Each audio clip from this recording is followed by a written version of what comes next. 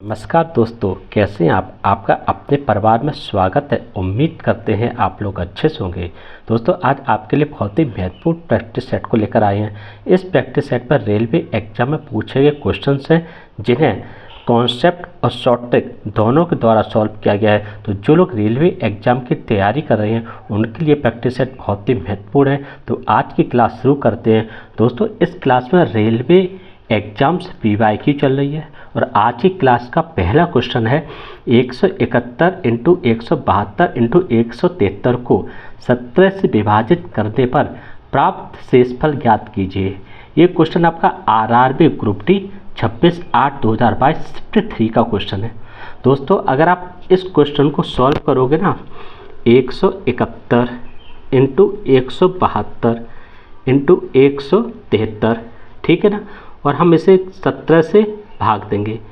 अब आप देखिए, अगर आप इस पूरे को गुणा करके 17 से भाग करके शेषफल निकालोगे तो आपका काफ़ी समय खर्च होगा। तो आप क्या करोगे दोस्तों, इन्हें एक एक करके शेषफल निकालेंगे। 17 का भाग आप 171 में देंगे, तो 17 × 170, एक शेषफल बचा, ठीक है ना, तो एक आ गया इनटू, ठीक है ना। अब एक 17 को 172 से भाग देंगे तो 17 × 170 बचा कितना शेषफल 2, तो ये आपका 2 हो गया, ठीक है ना। अब 173 से भाग देंगे, जब 17 को 173 भाग देंगे तो 17 × 170 कितना शेषफल बचा 3 बचा, तो ये हो गया आपका 3। और नीचे कितना आएगा दोस्तों, आपका 17 आएगा। तो ये कितना आ गया 3 दूनी 6 और 3 दूनी 6 एकम, ठीक है, तो 3 दूनी 6/17 हो गया। अब देखिए 6 कम है और 17 ज़्यादा है, तो जब 17 ज़्यादा तो 6 हमारा क्या होगा, 6 जो है वो हमारा शेषफल होगा और यही दोस्तों हमारा आंसर है। ऑप्शन में देखेंगे तो डी ऑप्शन में 6 है, डी ऑप्शन को टिक कर देंगे दोस्तों। तो इस तरह इस टाइप के क्वेश्चन को सॉल्व कर लेते हैं। अब देखिए दोस्तों, क्वेश्चन नंबर 2 आपसे क्या कह रहा है। जीवा ने एक वस्तु को 2500 रुपये में खरीदा तथा उसे क्रय मूल्य से 25% ज़्यादा मूल्य पर बेचा तथा उस पर 125 रुपये कर अदा किए। रुपये में इसका लाभ ज्ञात करें। ये क्वेश्चन आपका RRB NTPC 18/1/2017 शिफ्ट 2 को पूछा गया है। कैसे सॉल्व करेंगे इस तरह क्वेश्चन को। देखिए दोस्तों, 2500 रुपये पे इन्होंने खरीदा और 2500 से ज़्यादा यानी 25% ज़्यादा पर बेचा, यानी 125/100 पर, ये तो हुआ ना, 25 बचे 125 और 25 चौकू 100 हो गया। इस 4 से ये काटेंगे, कितने बार कटेगा, 4 × 24, 4 दूनी 8 और 4 पंजे 20। अब 625 का 5 में गुणा करोगे तो आएगा आपका 3125। इस पर आपने जो ये आया है SP, यानी ये अब क्या आ गया दोस्तों, विक्रय मूल्य आया। इस पर आपने 125 रुपये अदा किए तो माइनस 125 कर दीजिए, कितना आया 3000 आ गया। अब देखिए दोस्तों, आपने कोई चीज़ 2500 रुपये में खरीदी और 3000 में बेची, तो बीच में कितना दोस्तों प्रॉफिट हो रहा है, आपका लाभ 500 रुपये का हो रहा है। यही हमारा आंसर है। ऑप्शन में देखेंगे तो ए ऑप्शन में 500 रुपये है, ए ऑप्शन को टिक कर देंगे दोस्तों। इस तरह इस क्वेश्चन को सॉल्व कर लेते हैं। अब क्वेश्चन नंबर 3 आपसे क्या कह रहा है दोस्तों। क्वेश्चन नंबर 3 आपसे कह रहा है कि यदि tan theta plus cot theta बराबर 5 है तो tan square theta plus cot square theta का मान ज्ञात कीजिए। यह क्वेश्चन आपका RRB ग्रुप D 8/10/2018 शिफ्ट 2 को पूछा गया है। कैसे सॉल्व करेंगे, देखिए दोस्तों, इसे हम कैसे लिख सकते हैं। इसे हम लिख सकते हैं tan theta plus 1/tan theta बराबर 5। अब ये क्या बन गया, x प्लस 1/x बराबर n बन गया ना अलजेब्रा में। हम बीजगणित में चले गए, ठीक है। तो इसे कैसे लिख सकते हैं, यानी tan square theta plus 1/tan square theta बराबर यानी n स्क्वायर माइनस 2, यानी कितना हो जाएगा, n का मान कितना, यानी 25 माइनस 2 बराबर कितना हो जाएगा 23 हो जाएगा। यही दोस्तों हमारा आंसर है। ऑप्शन में देखें तो ए ऑप्शन में 23 है, ए ऑप्शन को टिक कर देंगे दोस्तों। तो इस तरह इस क्वेश्चन को सॉल्व कर लेते हैं। अब देखिए दोस्तों, अगला क्वेश्चन आपसे क्या कह रहा है। क्वेश्चन नंबर 4 दोस्तों आपसे क्या कह रहा है, कितने प्रतिशत वार्षिक ब्याज की दर पर निवेश की गई किसी धनराशि पर 15 वर्ष का, कितने वर्ष का, 15 वर्ष का साधारण ब्याज निवेश की गई राशि के 3/4 के बराबर होगा। ये क्वेश्चन आपका आरआरबी एनटीपीसी 16/1/2021 शिफ्ट 1 में पूछा गया है। कैसे सॉल्व करेंगे? देखिए दोस्तों, इन्होंने हमें क्या है 3/4। अब ये 3/4 है क्या दोस्तों? देखिए, अब इन्होंने कहा निवेश की गई राशि क्या है दोस्तों, मूलधन हो गया आपका, और साधारण ब्याज ये है 15 वर्ष का साधारण ब्याज निवेश की गई, यानी ये हो गया आपका साधारण ब्याज। अब हमें दो चीज़ें पता चलेंगी, तो देखिए साधारण ब्याज ये हो गया मूलधन इंटू आर इंटू समय बटे 100 हो गया, 5 3 15 और 5 दूनी 10, 0 4 15 20 हो गया, 3 से ये 3 कट गया, तो आर बराबर कितना आया, आर बराबर 5% आया। यही आंसर आ गया। ऑप्शन में देखेंगे तो सी ऑप्शन 5% है, सी ऑप्शन को टिक कर देंगे दोस्तों। इस तरह इस क्वेश्चन को सॉल्व कर लेते हैं। अब देखिए दोस्तों, क्वेश्चन नंबर 5 आपसे क्या कह रहा है, यदि y प्लस जेड बराबर 8 और बाई जेड बराबर 6 है तो y माइनस जेड का होल स्क्वायर का मान ज्ञात कीजिए। ये क्वेश्चन आपका आरआरबी एनटीपीसी 15/6/2022 शिफ्ट 3 का क्वेश्चन है। कैसे सॉल्व करेंगे? देखिए दोस्तों, y प्लस जेड है, आप इस पूरे का होल स्क्वायर कर दीजिए।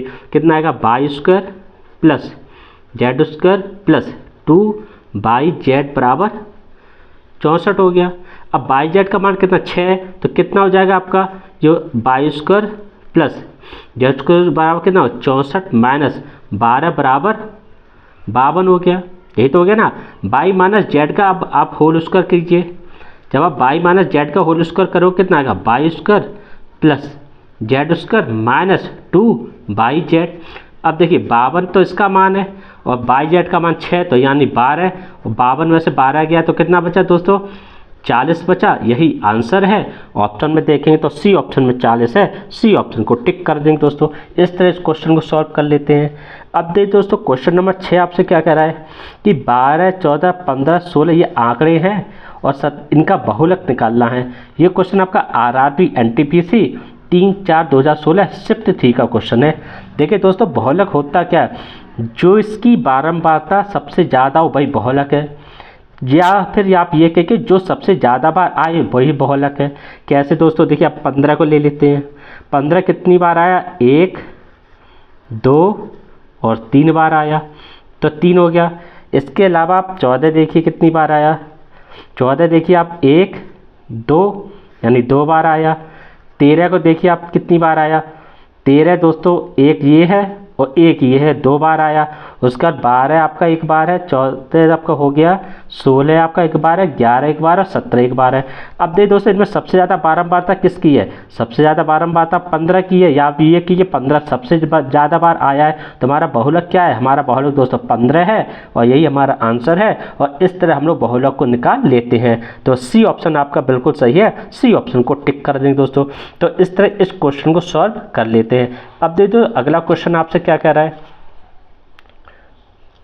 अगला क्वेश्चन दोस्तों आपसे कह रहा है कि क्वेश्चन नंबर 7 आपसे क्या कह रहा है कि पी क्यू की तुलना में 50% अधिक समय लेता है।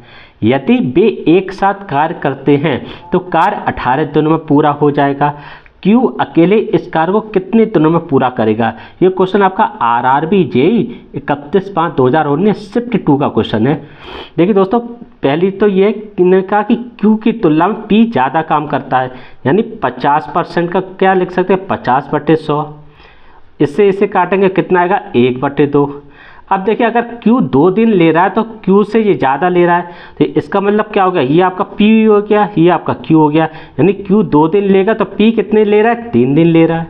ये क्या आपका टाइम है। अब देखिए जब टाइम आपका ये है तो आपको पता है कि जो एफिशिएंसी यानी जो क्षमता है वो दोनों एक दूसरे के विपरीत होते हैं। तो क्षमता क्या हो जाएगी आपकी, P की क्षमता 2 हो जाएगी और Q की क्षमता कितनी हो जाएगी भाई, Q की 3 हो जाएगी। क्योंकि देखिए ये कम दिन है में तो इसकी क्षमता ज़्यादा होगी, ये ज़्यादा दिन ले रहा है तो इसकी क्षमता कम होगी, ठीक है ना। और ये होगी आपकी एफिशिएंसी। अब इन्होंने हमें क्या कि वो कार्य 18 दिनों पूरा करते हैं, तो टोटल कार्य कितना हो जाएगा दोस्तों, तो एफिशिएंसी कितना, टोटल 5 है तो 5 × 18, ठीक है ना। तो कितनी होगी दोस्तों, कुल कार्य 90 हो गया। और हमें पता है दोस्तों टाइम क्या होता है, टाइम होता है आपका वर्क बटे एफिशिएंसी, यही तो होता है। अब टोटल काम कितना है दोस्तों 90 है, और एफिशिएंसी दोस्तों कितनी है 3 और 2 5 है, तो ये कितनी होगी 5 हो गई। तो या नहीं दोस्तों, हमें Q का मान निकालना, अकेले Q का मान।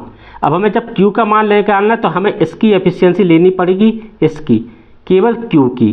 जब हम Q की लेंगे तो यहाँ पर कितना आएगा दोस्तों आपका, यहाँ पर आएगा 3 का, क्योंकि हमें Q की अकेले की निकालनी है, टोटल नहीं निकालनी है PO Q की, केवल हमें Q की निकालनी है। तो Q की एफिशिएंसी तो 3 ये है, और टोटल काम आपका ये है, एफिशिएंसी ये, तो 3 से इससे काटेंगे तो 3 3 का 9, यानी कितने आया दोस्तों 30 दिन आया दोस्तों। और यही दोस्तों हमारा आंसर आ गया। और ऑप्शन में देखेंगे तो ए ऑप्शन में 30 दिन है, ए ऑप्शन को टिक कर देंगे दोस्तों। तो इस तरह इस क्वेश्चन को सॉल्व कर लेते हैं। उम्मीद करते हैं आपको अच्छी तरह से समझ में आए होंगे दोस्तों। आपको ये वीडियो सही लगता है दोस्तों, अच्छा लगता है तो आप इस वीडियो को लाइक जरूर कीजिएगा। लाइक के साथ में आप इस चैनल को सब्सक्राइब जरूर कीजिएगा। अगले वीडियो में एक नए प्रैक्टिस सेट के साथ मिलेंगे। नमस्कार।